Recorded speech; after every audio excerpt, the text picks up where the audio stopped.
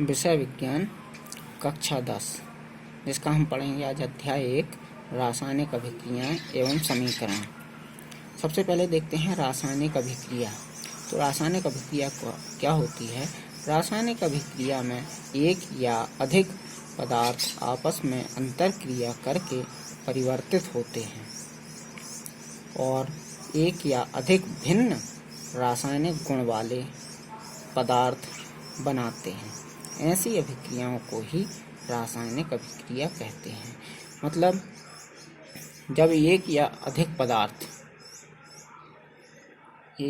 पदार्थों को जब आपस में मिला दिया जाता है, उनके बीच क्रिया कराई जाती है, अंतर क्रिया होती है, तो क्या होता है? एक नया पदार्थ बनता है या एक से अधिक भी बन सकते हैं, जिनके रासायनिक गुण कैसे होते हैं? भिन्न होते हैं, अलग होते हैं। तो ऐसी अभिक्रियाओं को क्या कहते हैं? रासायनिक अभिक्रिया कहते हैं। किसी रासायनिक अभिक्रिया में भाग लेने वाले पदार्थों को अभिकारक कहते हैं।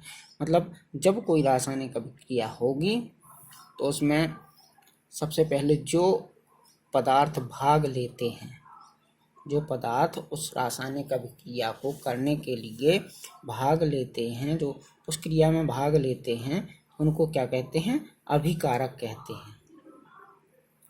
और अभिक्रिया के फलस्वरूप उत्पन्न पदार्थों को उत्पाद कहते हैं। और अभिक्रिया होने के बाद जो चीज़ बनती है, मतलब जो उत्पाद बनता है, जो नया पदार्थ बनता है, उसको क्या कहते हैं? उत्पाद कहते हैं। ठीक है। अब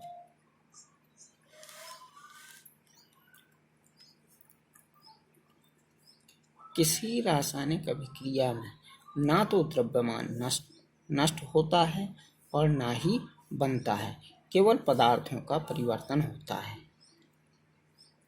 मतलब यदि कोई रासायनिक अभिक्रिया हो रही है तो उसमें ना तो उसका द्रव्यमान, जो अभिकारकों का द्रव्यमान था, ना तो उसका द्रव्यमान घटेगा और ना ही बढ़ेगा। मतलब कहने का, ना तो उसका द्रव्यमान नष्ट होगा और ना ही नया द्रव्यमान बनेगा। उसका क्या होगा? केवल रूप परिवर्तित हो सकता है, ये पदार्थों का परिवर्तन होता है उसमें। अब जैसे लकड़ी का जलना, यदि हम लकड़ी को जलाएंगे तो क्या होगा? लकड़ी को यदि जला दिया, दहन किया, तो उसका क्या होगा? राख बन जाएगी। ना कि उसका द्रव्यमान कम नहीं होगा, ना बढ़ेगा। द्रव्यमान ज्यों का त्यों रहेगा, बाकी उसका रूप बदल जाएगा। लोहे में जंग लगना, इसी प्रकार लोहे में जंग जब लगता है तो क्या होता है? उसका रूप परिवर्तित, रंग भी बदल जाता है उसका, है ना?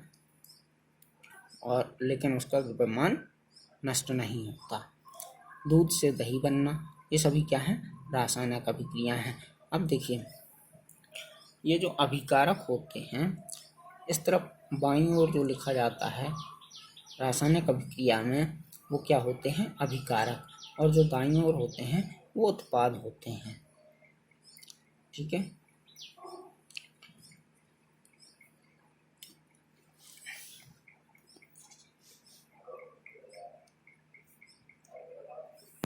रासायनिक समीकरण। रासायनिक समीकरण क्या होता है? रासायनिक समीकरण होता है कि जब हम कोई रासायनिक अभिक्रिया करते हैं या हम पढ़ते हैं रासायनिक अभिक्रिया को, तो क्या होता है? जैसे अभी हम देखते हैं, जब हम मैग्नीशियम रेबन को चमकदार श्वेत लौ के साथ जलाते हैं तो यह श्वेत चूर्ण में परिवर्तित हो जाता है। ऑन मैग्नीशियम रेबन को जब हम चमकदार श्वेत लौ के साथ जलाते हैं, मतलब जब मैग्नीशियम की रेबन को जलाया जाता है तो क्या होता है? एक श्वेत चूर्ण बन जाता है, महीन चूर्ण बन जाता है, जो कि श्वेत रंग का होता है, सफ़ेद रंग का होता है। यह क्या होता है? मैग्नीशियम ऑक्साइड का चूर्ण होता है। अब जैसे देखिए, तो ये क्या हुई? एक पूरी यहाँ से यहाँ तक क्या हुआ? एक एक रासायनिक अभिक्रिया हुई, तो इसको ये पूरा किस रूप में है? वाक्य के रूप में है। रासायनिक अभिक्रिया वाक्य के रूप में है। यदि हम इसको संक्षिप्त रूप में लिखना चाहें पूरी अभिक्रिया को, तो हम किस प्रकार से लिख सकते हैं?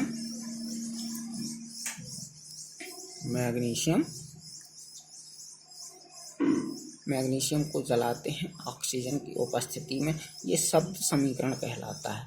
मैग्नीशियम शब्दों का प्रयोग कर रहे हैं, मैग्नीशियम लिखा प्लस ऑक्सीजन, क्योंकि ऑक्सीजन की उपस्थिति में मैग्नीशियम को जलाया जाता है। ये दोनों क्या कहलाएंगे? अभिकारक।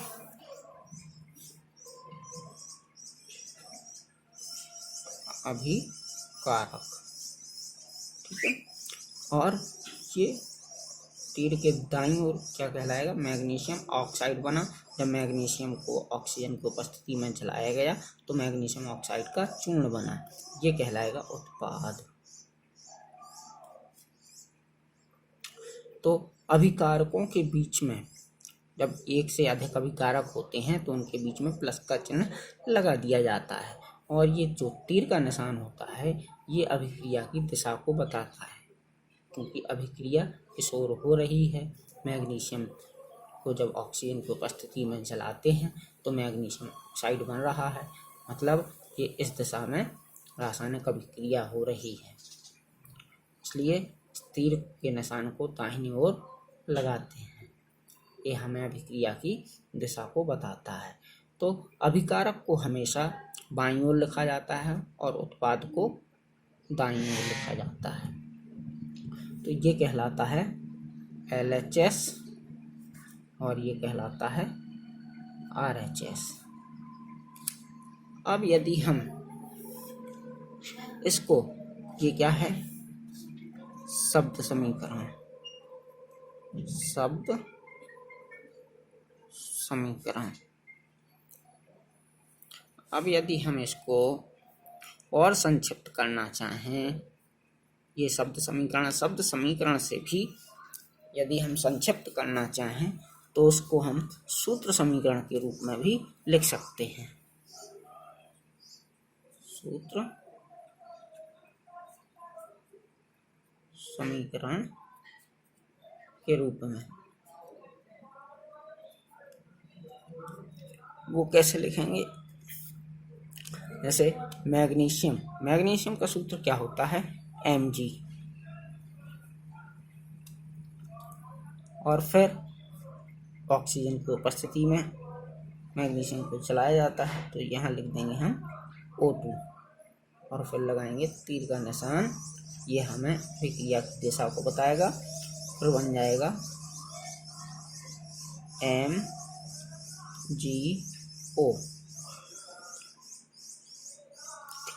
अब ये क्या हो गया?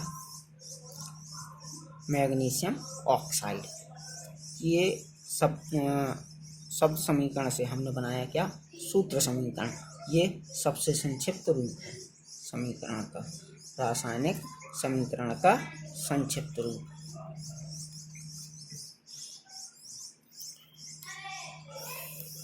तो इस प्रकार से अब देखिए एक चीज और है।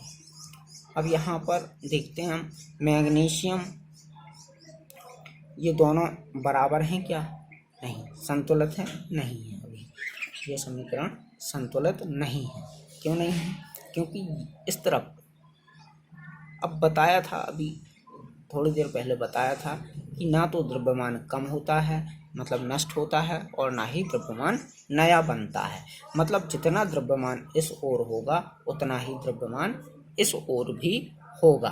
तो इस ओर द्रव्यमान कितना है? मैग्नीशियम 1 है और ऑक्सीजन इधर 2 है, ठीक है। और मैग्नीशियम इधर कितना है? 1 है, और ऑक्सीजन कितना है? 1 है। अब देखिए इस तरफ ऑक्सीजन 2 थे, लेकिन ऑक्सीजन इधर कितना है?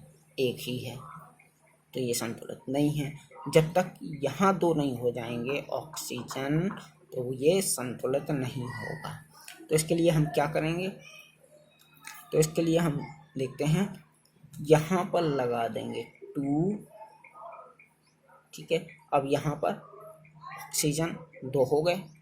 कभी भी हम यहाँ पर इंटू नहीं करते हैं, इंटू हमेशा यहाँ करते हैं। तो अब यहाँ पर मैग्नीशियम बढ़ गए, क्योंकि मैग्नीशियम यहाँ 1 है और यहाँ 1 है, वो 2 हो गए। तो मैग्नीशियम 2 हो गए, तो यहाँ भी हमें 2 करने पड़ेंगे। तो इस प्रकार से यहाँ अब ये समीकरण संतुलित हो गया। तो इस प्रकार से ये रासायनिक अभिक्रियाएं होती हैं और ये रासायनिक समीकरण इस प्रकार से लिखे जाते हैं। अच्छा, अभी हम पूरे चरणों में इसको देखते हैं। एक रासायनिक समीकरण को किस प्रकार से संतुलित किया जाता है उसको अभी हम देखते हैं।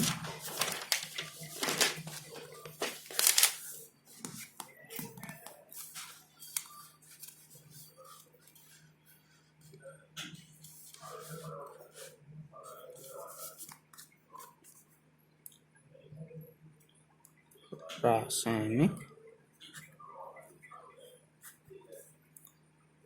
समीकरण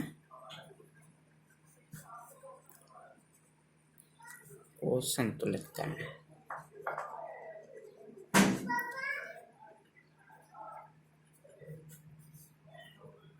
कैसे, अब देखते हैं। ये Fe प्लस H2O, ये तीर का निशान, और Fe3O4 प्लस H2। अब देखिए, ये Fe हम बोलते हैं आयरन को, और ये तो पता है सबको, H2O मतलब पानी। अब देखते हैं हम, ये कौन सा है, LHS, और ये RHS, ठीक है। ये कहलाएंगे अभिकारक, दोनों अभिकारक, और ये क्या कहलाएंगे, उत्पाद। इन दोनों में देखते हैं हम, आयरन यहाँ कितना है, 1 है, और यहाँ कितना है, 3 है। हाइड्रोजन यहाँ कितना है, 2 है, और यहाँ 2 है। ऑक्सीजन इधर कितना है, 1 है, और यहाँ 4 है। तो देखते हैं, यहाँ आयरन 1 है, हाइड्रोजन 2 है, और ऑक्सीजन 1 है। और RHS में क्या है, आयरन 3 है, हाइड्रोजन कितना है, 2 है, ठीक है, और ऑक्सीजन 4 है।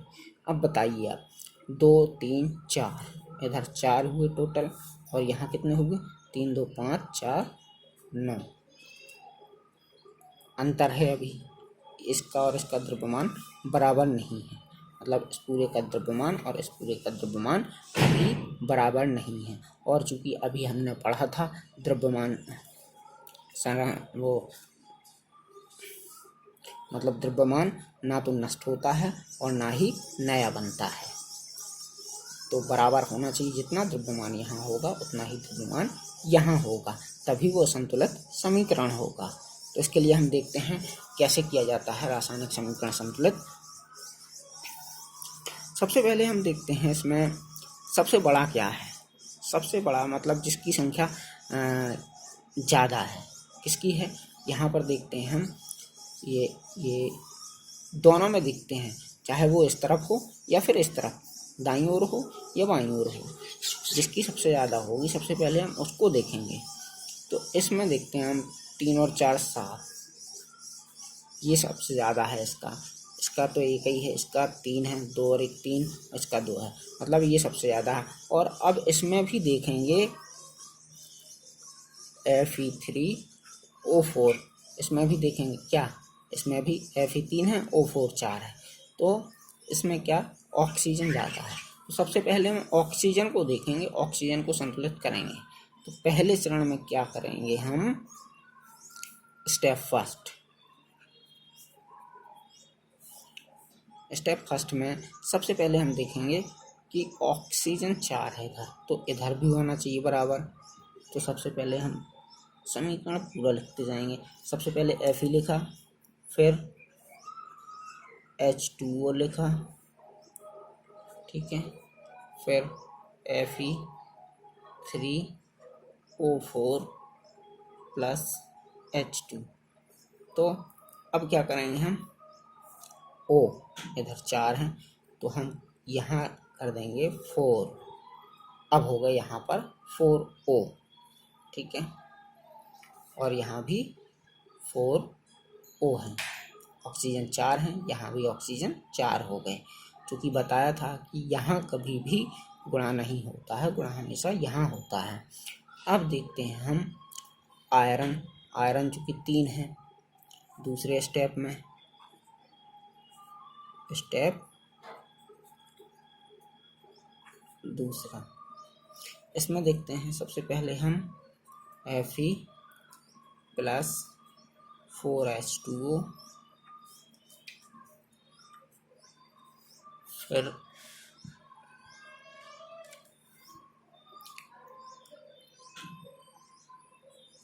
Fe3O4 plus H2। अब Fe इधर 3 है और इधर 1 है, तो हम इधर लगा देंगे 3, तो 3Fe। अब देखना Fe भी 3 हो गए, ये बराबर हो गया, और O4 इधर है तो O4 इधर हो गया। अब देखते हैं हम हाइड्रोजन। अब चूंकि हाइड्रोजन तीसरा स्टेप,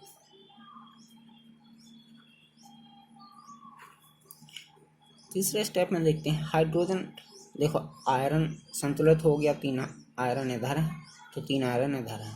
ऑक्सीजन भी बराबर हो गया, 4 इधर हैं और 4 इधर हैं। अब देखते हैं हम हाइड्रोजन। हाइड्रोजन इधर कितने हैं, 4 दूनी 8, और इधर कितना है, केवल 2 हैं। तो अब हम क्या करेंगे, 3Fe plus 4H2O is equal Fe3O4 plus 2H2। इधर कर दिया हमने 4 आएगा, 4H2। तो क्या हो जाएगा, 4 दूनी 8 इधर थे हाइड्रोजन, तो 4 दूनी 8 इधर हो गए हाइड्रोजन। अब देख लेते हैं हम LHS बराबर हमारा RHS है या नहीं। तो देखते हैं, फिर से वही करते हैं। Fe कितना है, 3 है, हाइड्रोजन कितना है, 4 दूनी 8, और ऑक्सीजन 4, और इधर आयरन 3, ऑक्सीजन हाइड्रोजन लिखते हैं पहले। हाइड्रोजन कितना है, 8 है, 4 दूनी 8, और ऑक्सीजन 4।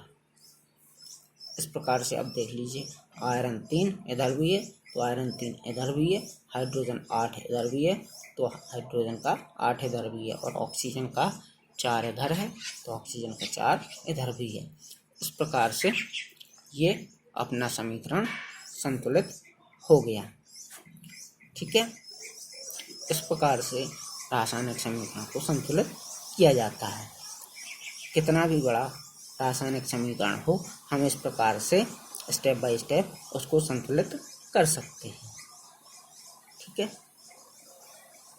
तो आज के लिए बस इतना ही, बाकी नेक्स्ट टाइम, ओके।